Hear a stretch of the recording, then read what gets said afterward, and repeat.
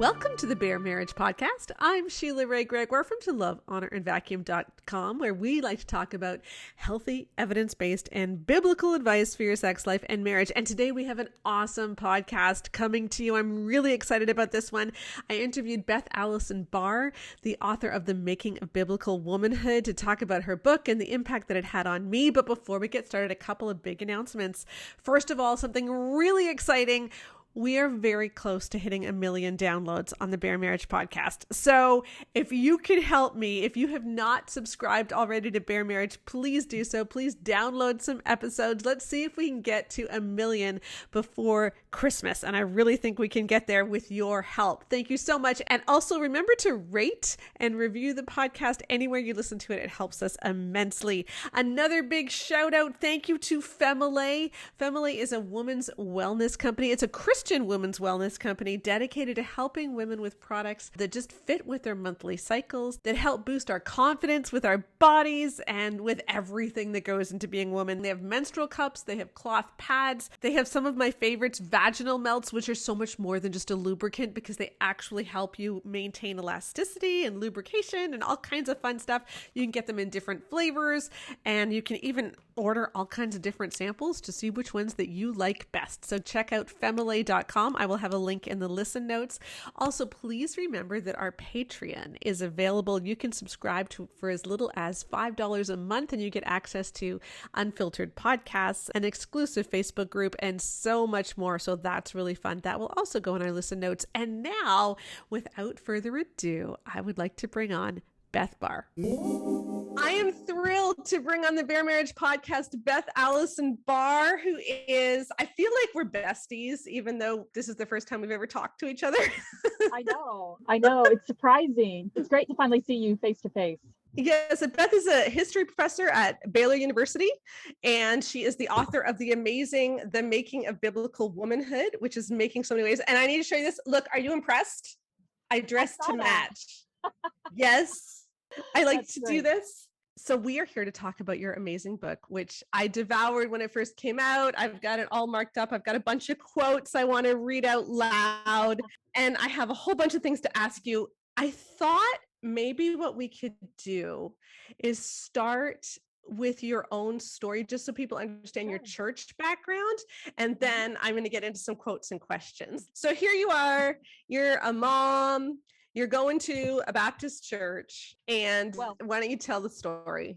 I did grow up Southern Baptist. My husband and I both grew up Southern Baptist, although I didn't meet him until college. And I've talked about this a little bit before, but I grew up as complementarianism was really revving up, like in the late 80s and in the 90s. And so I sort of throughout my life have watched it harden. I think the reactions that we're having to women are those of us who kind of hit the height of biblical womanhood in the late 90s, early 2000s. And then it's been like after 2010 when we started realizing how toxic this was. For listeners who don't know, let's just define complementarianism right off the bat. No, that's good. So complementarianism is the newest manifestation of patriarchy in the church, or at least patriarchy in the American church. And complementarianism is a teaching that's really espoused by the Council for Biblical Manhood and Womanhood, as well as John Piper and the Gospel Coalition, etc. And it argues that women are divinely created differently from men, and that women are created to be under the leadership of men. And that's pretty much it, that women are divinely created differently. I argue in The Making of Biblical Womanhood that this is just same song, different verse of patriarchy. And that patriarchy is a historical institution, a historical structure that has been with us from the beginning. That puts women under the authority of men. Okay, I was going to read these later, but I have two quotes that I want to read at the beginning. So this is what Beth writes. Once I finally came face to face with the ugliness and pervasiveness of historical patriarchy, I realized that rather than being different from the world, Christians were just like everyone else in their treatment of women. And then later she says, patriarchy wasn't something that made Christians different. It was something that made them the same. Yes, that revelation is one that I didn't really come to until graduate school, till my graduate studies. And it is one that shook me And I spent about Mhm. 15 years grappling with it until I finally came out with the Making of Biblical Womanhood. But my Mhm. story is growing up during this time.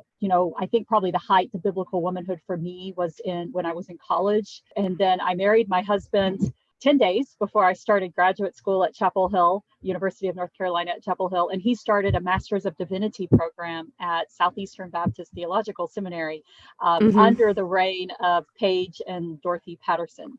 And so Okay. we had this really interesting sort of graduate experience where I'm in a women's studies program at Chapel Hill and he's at Southeastern with Paige and Mhm. Dorothy. And so this really interesting convergence. But I was still in complementarian circles. I still espoused that men should be the leaders of the home. This wasn't something that really affected me in my marriage very much because my husband's a really good guy. It didn't really play out in our marriage. Where it played out was in our church. And Right. we began to see this. We've been in several churches. Not all of them have been Southern Baptist, but always within the evangelical sphere. But I began to see, especially after I finished my degree and we moved back to Texas, my husband was hired by a church that actually the pastor went to the same seminary that Mark Driscoll went to, which I need to Mhm. one day do some more research into what was going on at that seminary at the time.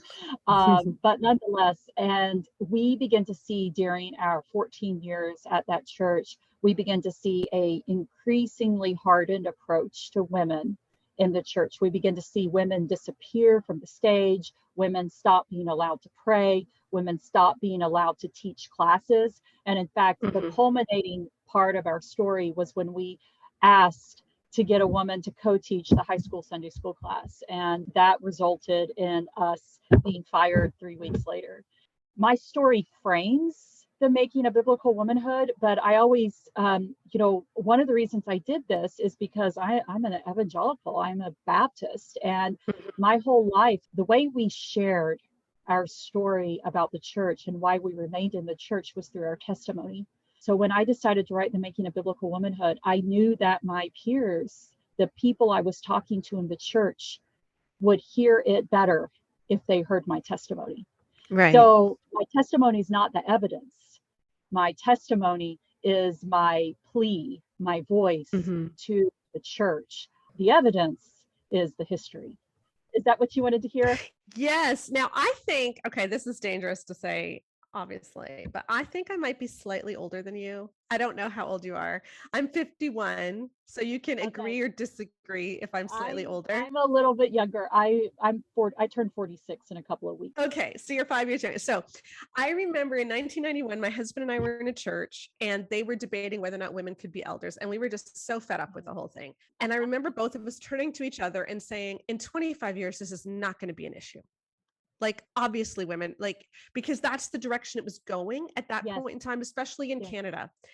And if you had told me then Mhm. that the church would be more Yes, patriarchal today than it was then, I would not have believed you. But something really did shift in that late 90s. I remember in yes. in the early 2000s, I was leading a praise team at a Baptist church, and the deacons board spent a year debating whether I was allowed to say anything between the songs, because at one Yes. point, the very first time I led worship, I said, before you sing this next song, take the concerns of the week and picture yourself leaving them at the foot of the cross. And then we sang, I see the cross.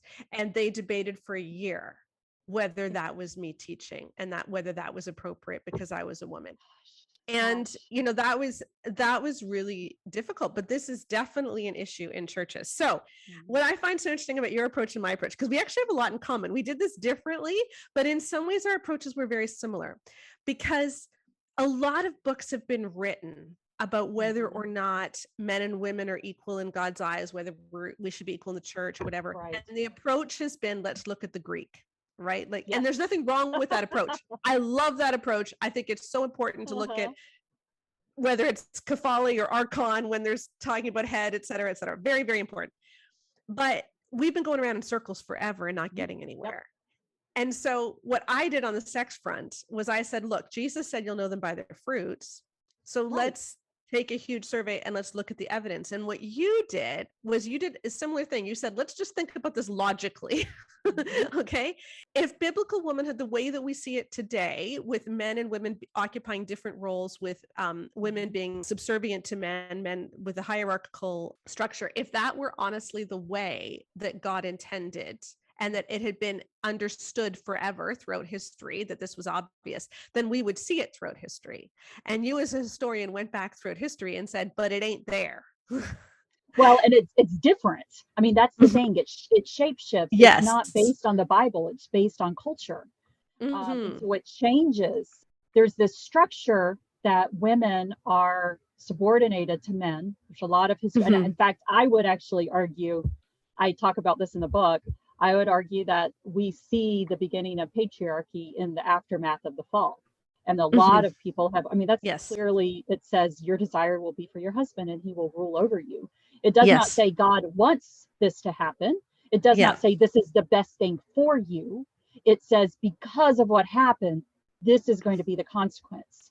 That is what we see, is this is a consequence. But that also doesn't mean that this is what God wants us to stay with. I mean, God doesn't want us to stay in the consequence in sin. He doesn't want us to stay living in sin. So it's crazy to me how we've perpetuated a system that was born in sin. And one of the big points that you make, and I'd like you to unpack this maybe, and then we'll look at a couple of examples, is that while there's always been patriarchy in the church, so there's always been men over women, there's always been that consequence of, the fall, et cetera, the reasons behind it have shifted. Right. Yes. So before 1900, 1850, whatever, it was argued that women were just simply inferior men. But today we know that you can't argue that, because we know that we can't argue that women are inferior. And so they've totally changed the argument. So can you explain that a little bit? Yeah, I mean, this is what's so crazy about it. I mean, on the one hand, I see quotes from people like, especially CBMW folk, and they're like, this is written in the stars. I actually think Elizabeth Elliot, I saw your beautiful post on Elizabeth Elliot. It's something that I thought about before, that she was just a traumatized woman. And reading how you went through her life, I was like, oh, yeah, that's so clearly what it is. But I think she has a quote somewhere where she says that, this women's subordination is written in the stars. And so on the one hand, they're right about that. Patriarchy has been with us from the beginning of history, but it is not what God intended. It is not, in the sense, biblical. And what we can see with that is, for example, in the ancient world, there is not actually Christian. If we think about, the Greco-Roman world, it wasn't Christian. It was what we would call pagan, non-Christian. And it taught that women were less than men. It taught that women belonged under the authority of men. It taught that women were not able to make decisions and shouldn't be out in public in leadership. And the reason it taught this is because it said that women's bodies were deformed, that women were imperfect men, and that it was something that happened, that if a child is created perfectly, it will turn out male. But if something is wrong with it, it turns out female. And so that was the basis of women's subordination, was that they were inferior. This is something that's picked up by early church fathers. It is something that continues in the medieval world. And what we see in the medieval world is we see that women could escape this subordination by giving up their sex, by acting more like men. And so we see a lot of these early virgin martyr stories and throughout the medieval world, where we see these women who take on the authority of men, who take on leadership abilities in the church, who preach, teach, even exercise at the altar. And the reason they're able to do this is because they have forsaken their female identity. And lots of the ways they're described like men. They're described, they take on these male characteristics. So by giving up what makes them a woman, they are able to gain the authority of a man, which is also interesting. If you think about, in the modern world, we don't like to talk at all about, or modern Christians don't like to talk at all about taking on the characteristics of the opposite sex. We want to keep everyone. And it's funny that this is this very binary, I'm going to use that word carefully, this very binary approach is a very modern approach. It's born in modernism. It's not the way that people viewed gender before the early modern world. So Right. before the scientific revolution. So what happened after the Reformation is we see a shift in this. And there's a lot of reasons for it. Part of it is the changing economic and political landscape of Europe. Part of it's the scientific revolution that begins to argue that women's bodies are created for childbearing. Therefore, that's all women should do, you know? And then also they started, when we get into the 18th and 19th century, they start with examining women's brain sizes. And they say that women's skulls are smaller than men, which means that women are less intelligent than men. All Right. sorts of lovely, one of the diagrams I use in my class about the 19th century shows the woman's brain, and like it's filled with her children, her husband, cooking, making her house pretty, and there's nothing else in her brain for that's all her brain has room for. Right. And so anyway, so this idea that this is really what women are created for. But at the same time, as you spoke, after the sort of Reformation, people begin to argue that women are created in the image of God. There's not something wrong with them. There's not something fundamentally wrong with them. So in order for patriarchy to endure, in order for men to remain in power, in order for men to still claim the ability to be the primary preachers and Mm-hmm. teachers and leaders of the church, they have to change their argument. And this is exactly what they do. And so they begin to Yeah. argue that women, yes, they're equal in created in the image of God, but God created them differently. And they draw on Right. the scientific revolution. They draw on all of the stuff that's already sort of in the cultural water. And they say women are divinely created not to lead and to be under the authority of men. And that Right. if you, I love, the early 20th century, we have the Princeton Theological Seminary guy, what's his name, Warbach? I can't remember his name right now, but he has this lovely quote where he says that it doesn't matter if you like or don't like what Paul says about women. He said it, and that's that. And so Mm-hmm. sort of this idea, you can't argue anymore because God Mm-hmm. created women differently from men and under male leadership, and that's the way of the world. And that, of course, gives birth to what we see, this backlash against second wave feminism with the Council Mm-hmm. for Biblical Manhood and Womanhood, which brings in this, and they've added something else to it. They've added this creation order thing, which is just Yeah. really funny if you really think about it, where they say because men are created before women, men are over women. And you're like, you Mm-hmm. just really had to take one little piece out of the whole creation story out of context to make that argument. Yeah, especially But because throughout scripture, Jesus is so, I mean, we see over and over again, the firstborn is not the one that is preeminent. Like David was the lastborn. oh, It's Jacob who gets the promise, not Esau. yes. In Colossians, it talks about how, yeah, anyway, yes. It doesn't make sense theologically at all. Mhm. So anyway, so that's sort of what, and that's one of the main arguments I make in the book is that yes, patriarchy is there, but it shapeshifts. It isn't based on the Bible. It's based on what we carry to the Bible. Right. And so it's really more cultural.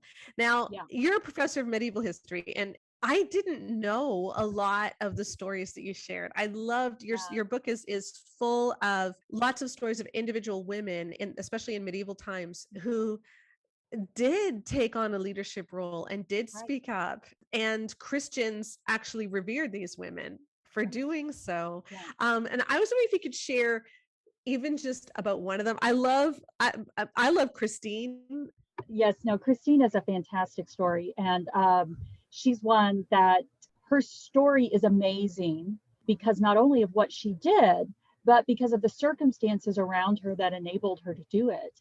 Christine de Pisan, she's born in the 14th century. She's actually from Italy. Her family's from Italy, but her dad gets picked up by the French court. And he actually goes and works sort of, he works for the French king. And so she's raised in this court environment. Her father was very keen that she was educated. And so women Mm-hmm. at the time, whether or not women were educated was really dependent upon if their families pushed for it and allowed for it. Mm-hmm. And so she didn't go to university or anything like that, but she was trained at home. And her father got her, gave her a very good education. She married a guy at court, and very shortly after, like everything in her life goes wrong. She's really young. She's like in her, early 20s, and she Mm-hmm. has 3 kids. Her dad dies, her husband dies, They lose all their family income, and she's left. She's a single woman, a single parent in the medieval world, supporting Right. not just her kids and herself, but also supporting other members of her extended family. And Mm-hmm. what she does is she puts what she knows, she uses what she has to get what she needs. We call this the economy of makeshift. She uses what she has to get what she needs. And what she has is her education. And she begins writing poetry, she begins writing history, and she begins selling what she writes to the nobility at the French court. And they really like what she writes, and they start paying her. And eventually she's taken on by the court and sort of becomes the royal historian for the court and writes the stories. And so she supports, I mean, she is a single Mm-hmm. working woman in the medieval world who supports her family by her pen.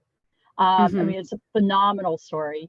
And not only that, but she also then begins to take on these larger issues of female oppression. Now, there's a Mm-hmm. lot of debate about whether Christine de Pizan is what we would consider to be a feminist. Feminist is this modern term we use for women who realize that there are structures that oppress women and make women's lives very difficult and hurt women. And so they take on an activist approach to Mm-hmm. try to make life better for women, to change laws, to change politics, to change the economy, to make women's lives better. So Mm-hmm. it's a very modern concept, but at the same time, we do see some women in the past who show some of these characteristics, and Christine is one of these. And there's a trashy romance novel. You would love it, Sheila. There's a trashy romance novel going around called The Romance of the Rose. And we can talk about this here because this is bare marriage. And the Uh-huh. metaphor in it is this man who is seeking to pluck a rosebud. We know exactly what that means. And Yeah. it's a trashy romance, and everybody's reading it. It starts off sort of not so bad. It kind of starts off with maybe like Twilight, okay, which there's Mm-hmm. all these horrific things in Twilight, but it's not porn, it's not anything. And then this text, The Romance of the Rose, it gets revised, and it moves Uh-huh. from being Twilight to 50 Shades of Grey. Is sort Okay. of what happens to the Okay. text. So that's a good way to describe what happens to it. And this is when Christine de Pizan gets infuriated. And she sees women and men reading this text. She sees them making fun of women in regards to what's in the text. And she begins writing a series of letters where she takes on this text. And what she essentially says in these letters is not only is this wrong about women, but it hurts women. She says, Mm-hmm. when we teach men and women that women are intellectually inferior, that women are only sex objects, that it damages real women. And she says, and Mm-hmm. we can't stand for this. And so she writes this campaign against it, this series of letters. And then she also writes sort of her primary, I would say probably her greatest text. She writes the Book of the Yeah. City of Ladies. And Okay. the Book of the City of Ladies, in some ways, in fact, when one of my graduate students read the introduction to the Making of Biblical Womanhood, she immediately texted me and she said, Beth, you were channeling Christine. My whole sort of thing, brick by brick, I can show you how this was built brick by brick, century by century. I was channeling Christine de Pizan because that's what she Mm-hmm. does in the Book of City of Ladies. She says, let me show you what women have done. And let me show Right. you how brick by brick they have built this amazing intellectual world that men benefit from. And Yeah. she says, so you don't tell me that women can't do anything else, because God made women to be just as essentially capable and Mm-hmm. successful and significant as men. And so that's what the Mm-hmm. Book of City of Ladies does. So Christine is this amazing figure. I think she exemplifies for us how women throughout church history and throughout history have always known that something is wrong with treating women as less than men. And they speak out against it. Right. I love that. Okay, I'm going to get to another quote here. You bring this up when you're talking about all of these women that you talk about. You say the problem wasn't a lack of biblical and historical evidence for women to serve as leaders along with men in the church. The problem was male clergy who undermined the evidence. Yeah. Yeah. Is it that what still happens? I'm thinking of, I haven't responded formally to it yet, but I probably will, to Kevin DeYoung's review of my Yeah, book on hold the on. book. Oh, Don't Pisan? bring Okay. that up. We're I gonna won't bring go that up yet. there. Okay. We're gonna So I go won't there. bring that up yet. So let me just say this. This is something that we see continue. And what happened, what I drew out in particularly in the medieval world was this shift in the 10th, 11th, 12th centuries. We really see the medieval church crystallizing in its authority and power. And oftentimes, I think as Protestants, we think that the medieval church like formed back in the 3rd, 4th century and always had the Pope as the power and always had all of these bishops. And it like sort of, always was this significant force of power. That's actually not true. It has a history. It took a while for it to develop. In the 10th through the 12th centuries, it's really crystallizing its power and authority in Europe. This is when we see the power of the Pope actually begin to grow. It's not until the 13th century that we have a really powerful Pope. But nonetheless, we see all of these things crystallizing. And one of the problems that the church was running into was it had all these married priests. And married priests had wives, had children, and their children were inheriting their priests, their positions, their clerical positions. And this was causing a problem because instead of the church being able to appoint who was over these areas, people were just inheriting it. And they were also nobles who owned the land that these churches were on, were also giving it to families and saying, this is your family. You can be, this is what your family is to do, is to run this church. So the church was reasserting its authority. And one of the things it took on was it wanted to be able to appoint all of the bishops and the priests and the clergy. So it had to get rid of nepotism. So it began to fight for what we now know as clerical celibacy, where priests can't be married. And it used arguments that only the perfect body of a man can handle the perfect body of Jesus, of a male God. And so it began to use these arguments and it began to fight for clerical celibacy. Part of what it did with this is it began to undermine the role of women in the church. It had to discredit women. It had to say that there was something seriously wrong with women's bodies that not only made them inferior, but made them impure. And so we begin to see all of these purity laws. We think about purity culture today, medieval purity culture, which said that even if a woman even gets close to an altar, she taints it. And so they begin to make these rules. Women can't, get near the altar. They can't touch the altar. They have to be distant from the priest, all of this sort of stuff, these purity laws, which were created not really because women are impure, but were created to keep priests from marrying women and from having children. So they were created to keep the power in the church. So it really wasn't about women. It was about power. Yep. And this is one story of many like this throughout church history.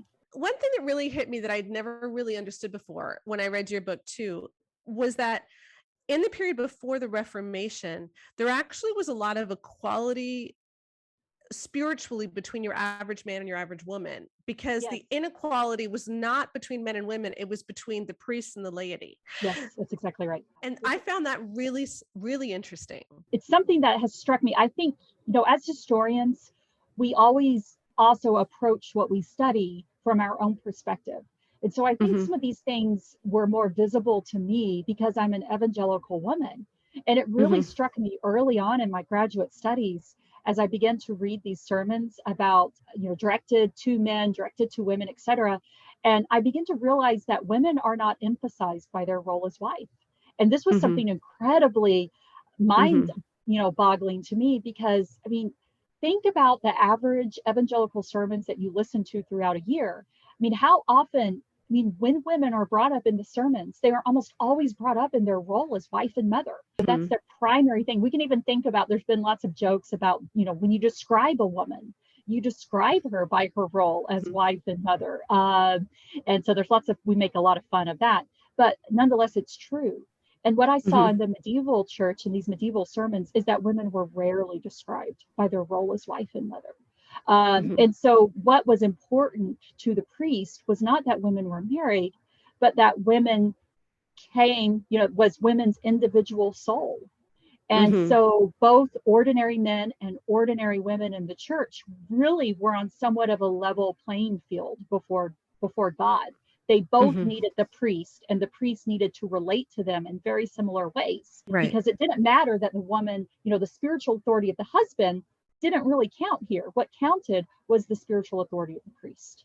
it strangely leveled the field for women in Yes. the medieval world.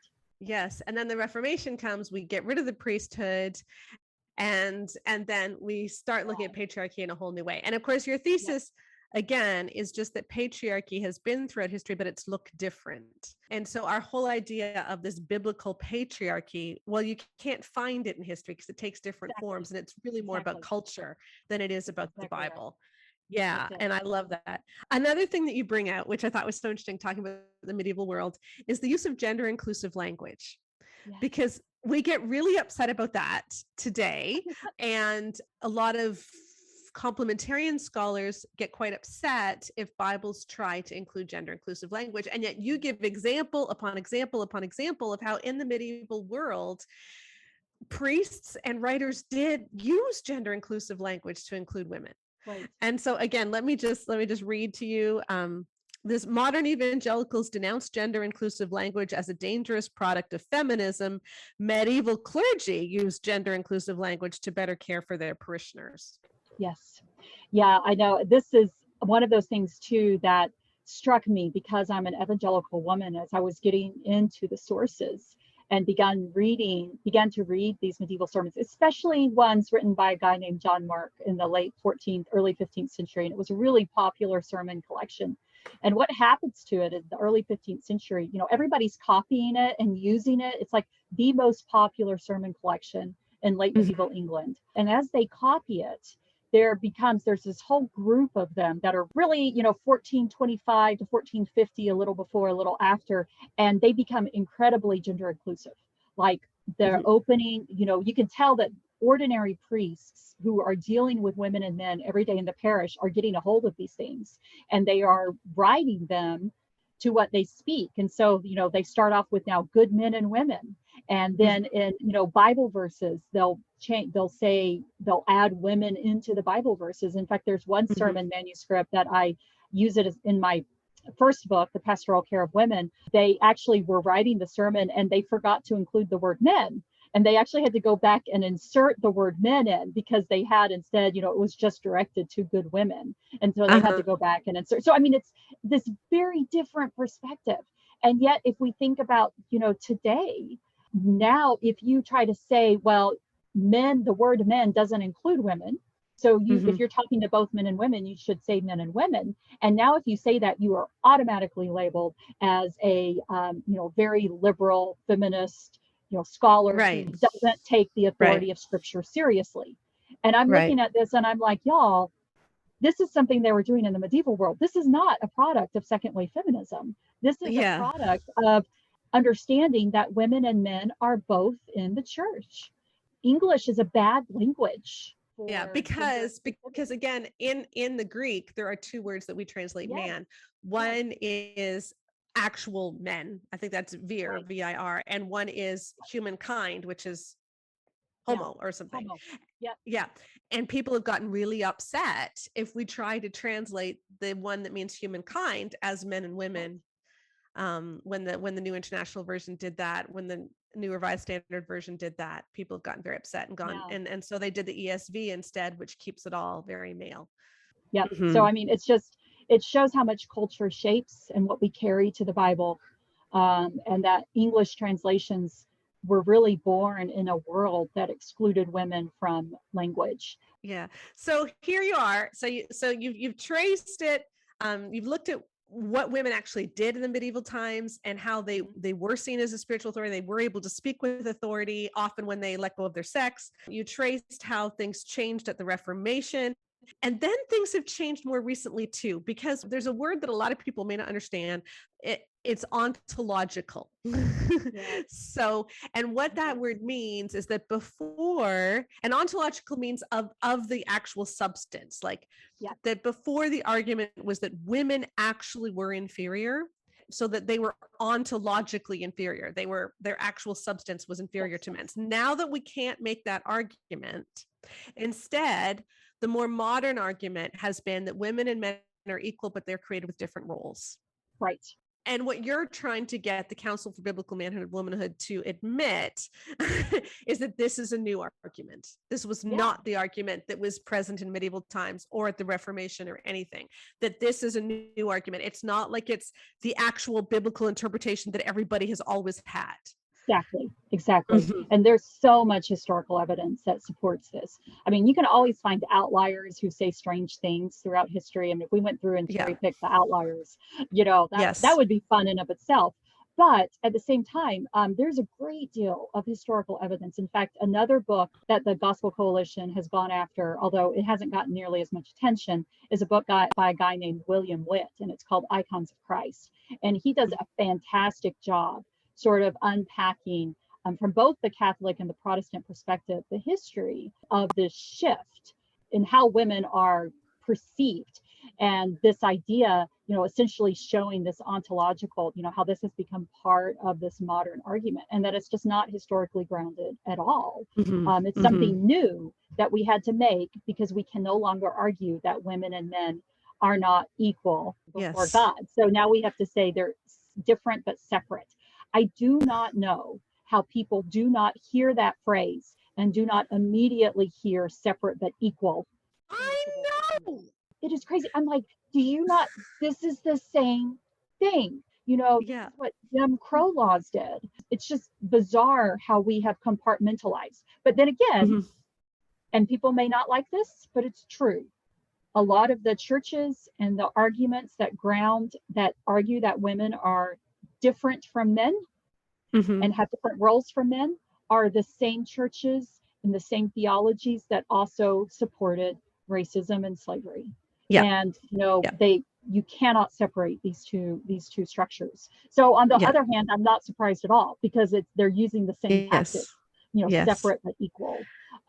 So anyway, and it's not biblical. I mean, they've created this.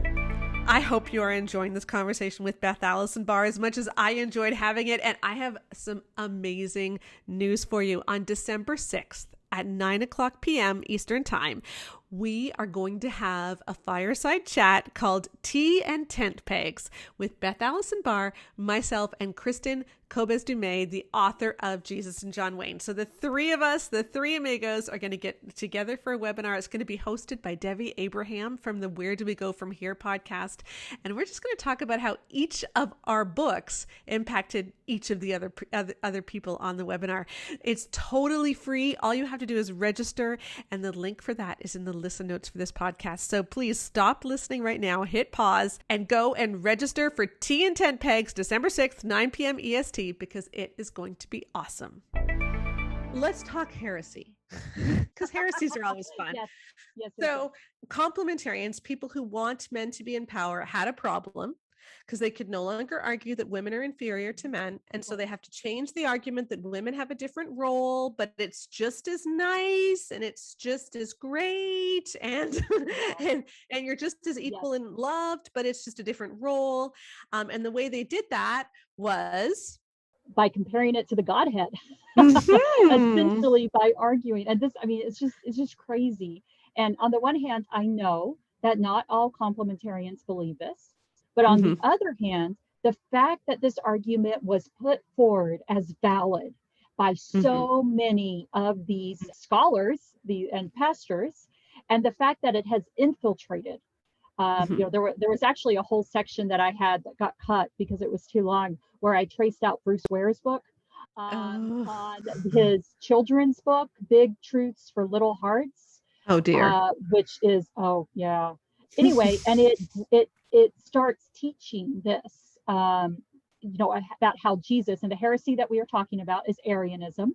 I've gotten some pushback because people are like, well, eternal subordination of the Son, or whatever, it has lots of acronyms, but I use eternal subordination of the Son because it makes the most sense, ESS. But some people are like, oh, it's not exactly the same as Arianism because you're not arguing that Jesus is a created being. And I'm like, well, yeah, that's fair. But Arianism is a catch-all term that has encapsulated these heresies from the Nicene era all the way through the modern. And the main component of Arianism is that it teaches that Jesus is subordinate to God the Father, and that this is rooted in his nature, which makes Jesus not the same substance as God the Father, which is Right. two gods heresy. Yeah, because what eternal subordination said, the reason this mattered to complementarianism is that if they could show that Jesus was always subordinate to the Father, but Right. still equal, then you could have women always subordinate to men, but still being equal. But you could still make the argument that they're equal. And so they chose to change the entire doctrine of the Trinity Yes. in order to prop up this idea that women must be eternally under men. Yes. And I mean, when you hear it spelled out the way you just did, which is exactly what happened. I mean, they can argue against it and say that's not what they did, but we can trace out when they begin to make this argument and why they begin to make this argument. And it is completely to support female subordination and to make sure that women can't be preachers. That is why they begin to make this argument. And it fundamentally changes Christianity because it puts in that Jesus is not the same substance as God the Father. So, whatever way you want to slice it, this is Arianism, and it was condemned by the Council of Nicaea. And the Council of Nicaea said that anyone who espouses this is not Christian. Right. And so, I mean, I just want that to sink in. Because if we apply that to the Council of Biblical Manhood and Womanhood, they are outside the sphere of orthodoxy. And that is dangerous. You know, I swear at least 2 or 3 times a week, I have to argue against eternal subordination of the Son on the blog or on my social media, because I'll see someone saying something about marriage and I get tagged in all of this stuff, right? I'm sure you do too now. So, you know, so stuff, people I don't even follow, I get tagged, and they'll be saying something about, you know, women always being under the man, just like Jesus is under the Father, and how beautiful this is. And I'm like, you know, that's not Christian, right? Like, you know, that what you're arguing is actually a different religion, because that's not Christianity. And it's really, it's tiring. So speaking of that, I want to read a couple of your like barn burner sentences at the end. So you've made this incredible argument throughout the book, and really everyone needs to get it. Making a Biblical Womanhood, Beth, Allison, Barr. It's really making some great waves. And I just want to read some of your sentences that, you know, we could put on bumper stickers, and you probably have. But anyway, the greatest trick the devil ever pulled was convincing Christians that oppression is godly. I did not realize that quote was going to make such a big splash as it did. I remember writing it, and it wasn't something I really planned. It was just all of a sudden I realized that movie is something I've been thinking about for a long time. You quoted The Usual Suspects, and how the Kevin Spacey character said the greatest trick the devil ever pulled was convincing people he didn't exist. And and it just suddenly clicked. It, you know, I was like, this is exactly what's going on here. And so it's really funny because it's one of those things you write and you remember writing it, and I didn't really plan to write it. It just kind of came out. So, but it encapsulates what's going on. Yeah, but it's amazing how many women, and I find it really sad, that women are often the biggest proponents of our own subordination, like the idea that women can't speak with authority. You know, last month on the blog, I did this whole series on direct communication and how women are told that you can't speak personally or directly to a man because it might undermine his masculinity. So John Piper says that if a woman has to give directions to a man, so if she has to give directions personally to a man, she must be sure to give those directions not personal and not be direct. Like, it's crazy.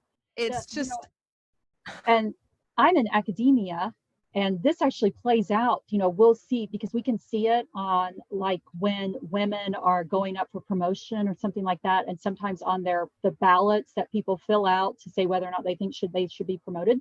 Sometimes they will criticize women, like they're too outspoken in the faculty meeting, or they're too abrasive.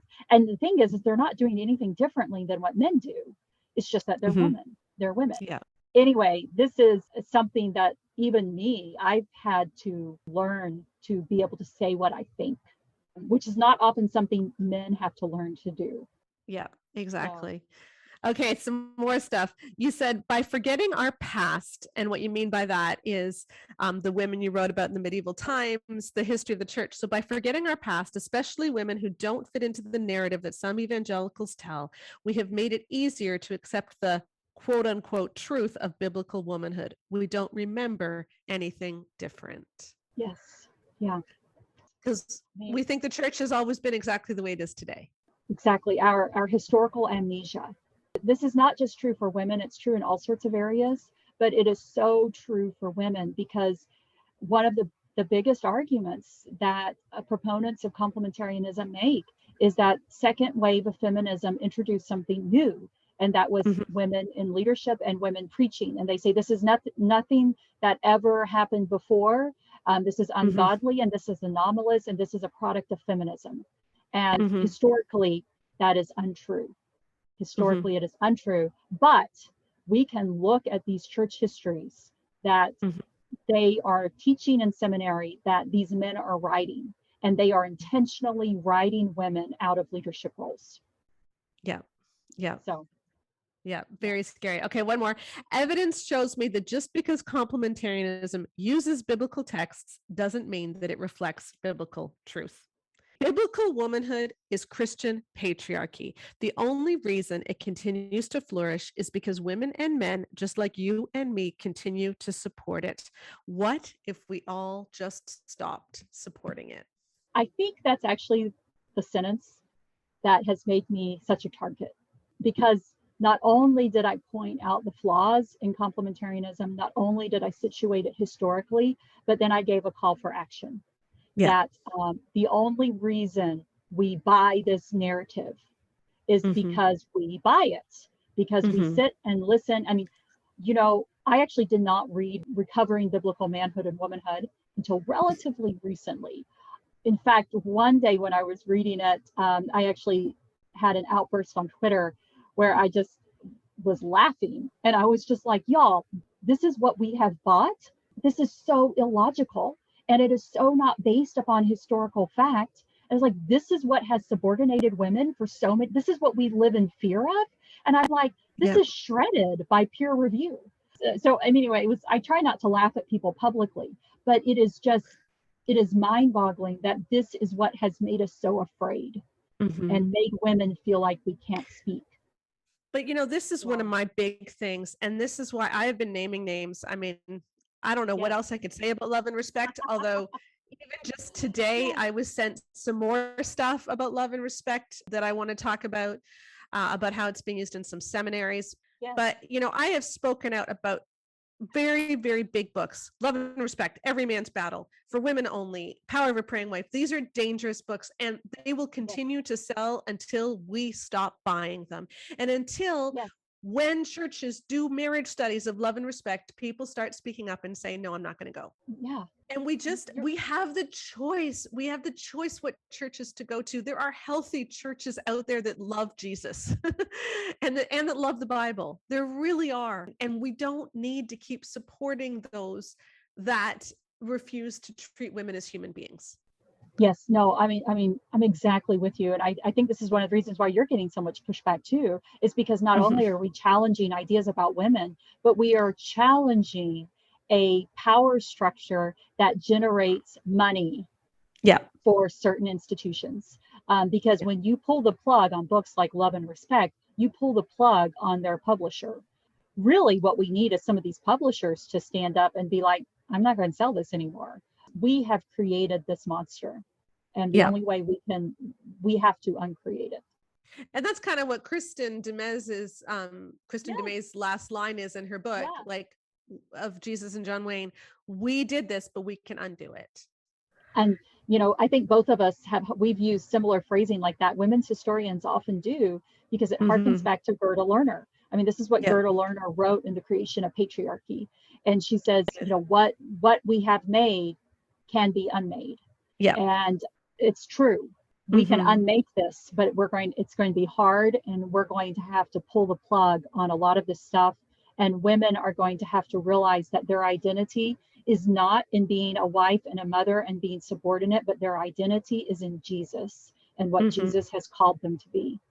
And again, Nothing wrong with being a wife and a mother. Nothing wrong with No. being a stay-at-home mom. Yes. I was a stay-at-home mom. My mom was a stay-at-home mom. I mean, Mm-hmm. lots of people, it's not against doing something. It is saying, do what God calls you to do and what Yes. works Yes. best for you and your family. And don't limit it by saying that women have certain jobs and men have certain jobs, because Mm-hmm. that's culturally constructed.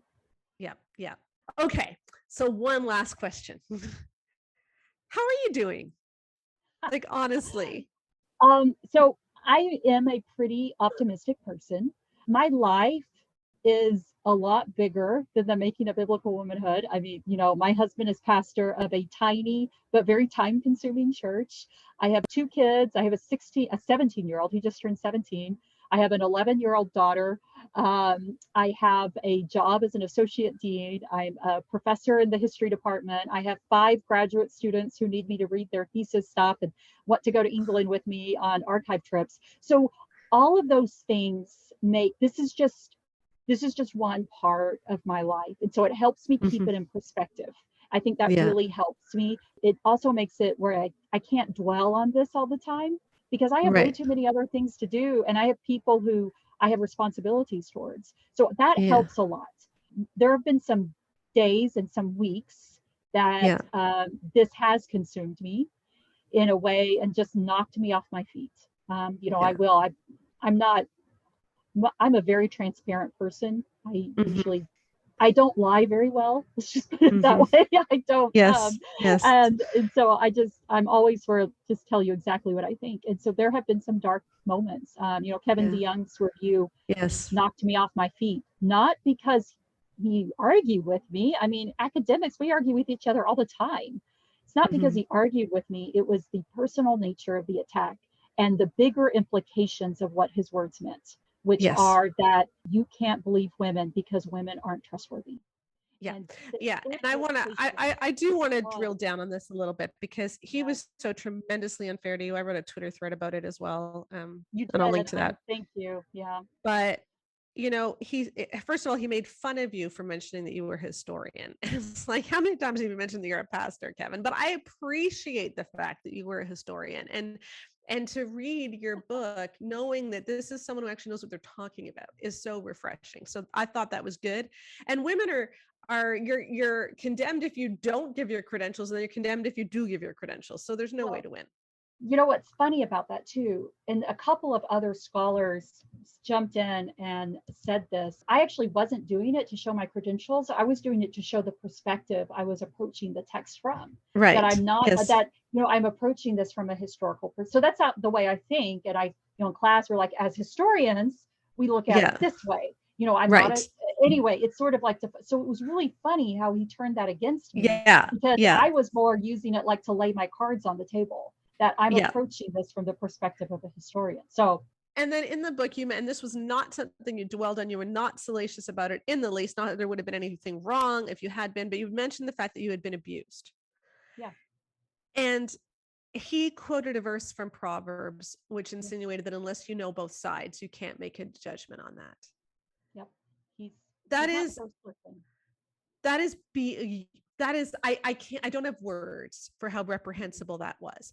And so what he was insinuating is, because you were hurt by patriarchy, you have no right to talk about it. So the only people who have the right to talk about patriarchy are those who have been helped by patriarchy. Right. That's not how it works, Kevin. That's not how it works. No. Well, and it's, essentially the only people who have the right to talk about it are those who have benefited from it. Yeah. Yeah, but the thing about it is, and I'll be honest, when I first read that review, it came out the same day that a great scholar in my field named Sarah Butler actually named my book as one of the top books on medieval women, and said she was assigning it to all of her undergraduates which says something about Kevin DeYoung trying to go after my scholarly work, when Right. another scholar in my field who is a major name is using it and naming it as a top book.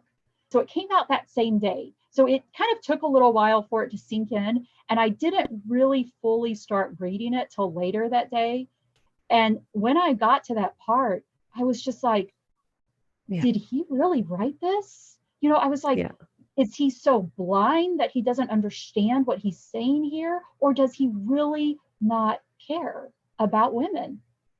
And it was shocking. And the other thing is that I talked with some people before I wrote more of my background in this. The book, I was very careful. I didn't name names. Part of this is that I'm not going after people. I'm going after a system that hurts women. Yes. So in some ways, the details of my personal life are just background to what's going on here. The other thing is that this is my story. There are tons of people who in my life who can vouch for it, as well as the counselor that I spent several months with, as well as the many women's groups that I actually talked to when I was younger. I actually went and talked to churches and to different sorority groups and stuff about what happened to me. So, I mean, this is like so out there.